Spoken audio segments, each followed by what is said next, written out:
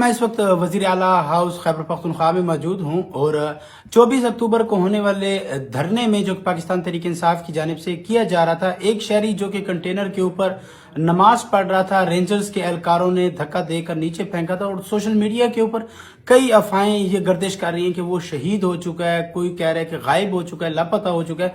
तो इस वक्त वजीर आला हाउस में भाई बैठे हुए हैं और खैबर पख्तूनख्वा हुकूमत ने और बिलखसूस जो हेल्थ मिनिस्टर की ज़ेर निगरानी में ये बंदा रहा है और ये वो बंदा है कि सोशल मीडिया के ऊपर इसकी वीडियोस आई, बेशुमार वीडियोस चली और इस तमाम तर ट्रीटमेंट होने के बाद अब कुछ लम्हे पहले वजीर आला खैबर पख्तूनख्वा अली अमीन गड्डापुर ने इनसे मुलाकात की है, तमाम तर इनकी जो मसाइल थे वो भी सुने हैं और अब जो ये बंदा है इस वक्त वजीर आला हाउस में मौजूद है।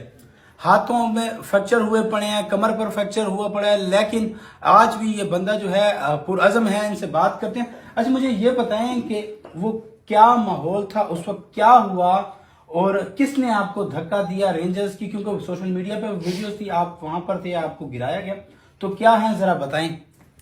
जी सर, जब हम लोग पहुंचे कंटेनर के ऊपर तो फोर्स पीछे हट गई सारी, तो हम लोग पीछे काफले आ रहे थे, अली अमीन साहब भी आ रहे थे, तो हम लोग उनके वेट में उधर ही खड़े हो गए। बंदे नमाज पढ़ने लगे, नीचे पढ़ने लग गए।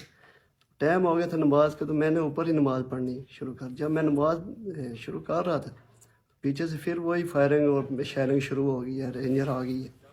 तो बाकी जो बंदे थे वो तो नीचे उतर गया, तो मैं नमाज पढ़ रहा था, तो मेरा तो उधर ख्याल ही नहीं, तो मैं अपने रब के साथ कलाम कर रहा था। तो इतनी देर में जब थोड़ी देर गुजरी है तो वो रेंजर वाले ऊपर आ गए कंटेनर के ऊपर, तो उन्होंने आके मुझे नमाज पढ़ते हुए दुआ मांग रहा, जब धक्का दिया नीचे, तो यही लगा साहब को कि मेरी डेथ हो गई है।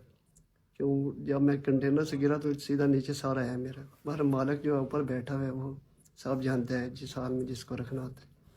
तो ऐसे हम लोग तो शहादत की गरज से पहुंचे थे उधर, मालिक को कुछ और ही मंजूर था और उसने बचा लिया। फिर आने के लिए इंशाल्लाह फिर आएंगे जब खान साहब हुक्म दे। हाजिर है, हमारी जान भी हाजिर। बहुत शुक्रिया। जिस तरह इसका कहना है कि हम पुरअज़म है और अगर इमरान खान की जानिब से दोबारा कॉल दी जाती है तो हम फिर भी जाएंगे।